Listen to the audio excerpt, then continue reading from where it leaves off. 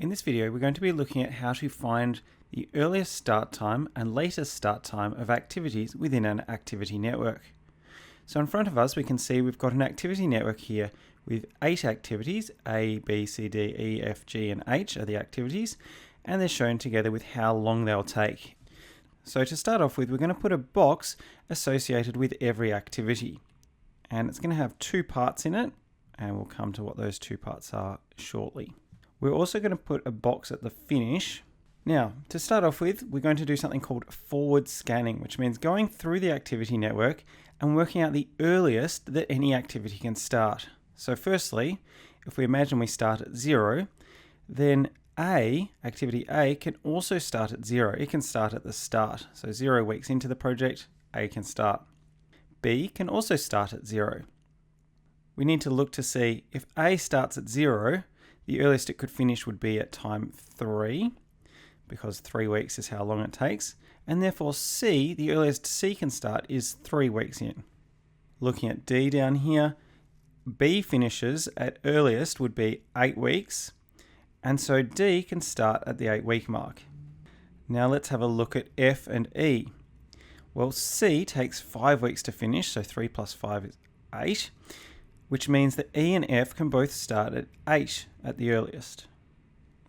Now, looking down at E takes 4 weeks and it can start at 8 weeks, so that's 12 weeks. D can start at 8 weeks and it takes 2 weeks, so that's 10 weeks. Now, activity G actually depends on D and E both having been finished.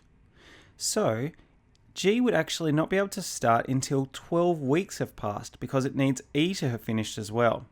So we're just going to consider that 12 there, and so 12 weeks is the earliest G can start. G is going to finish at earliest at 17, 12 plus 5. F can finish at earliest at 10. So now have a think to yourself, when's H going to start? It depends on F and G. Well, it has to actually wait till 17 weeks have passed because it's waiting on G.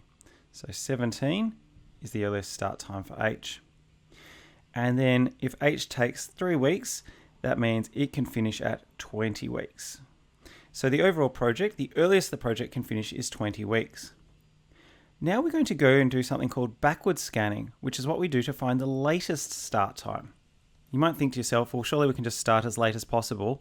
But latest start time means the latest that an activity can start without holding up the project. So we're going to start off by saying whatever that number was, so 20. Is the finish, that's the latest we can get to that point. Working backwards from that 20, if H takes 3 weeks, we need to start H at 17 weeks if we don't want to delay anything. And you might think, well, surely these numbers are just always going to be the same. But actually, no.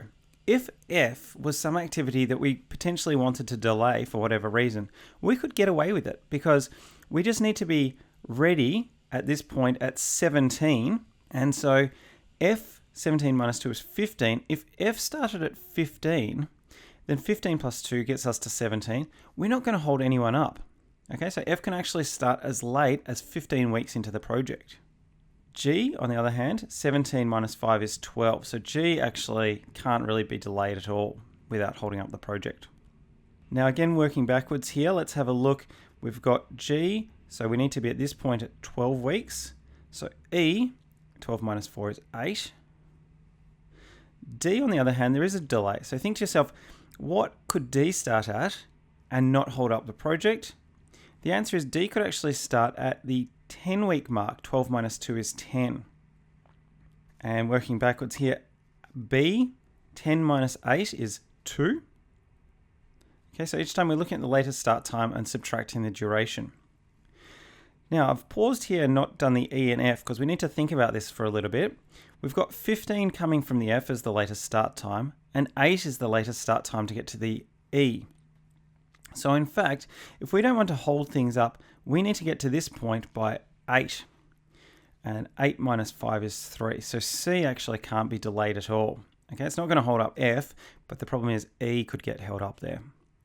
And then to get to C starting at 3 at the latest, A has to start at 0 at the latest.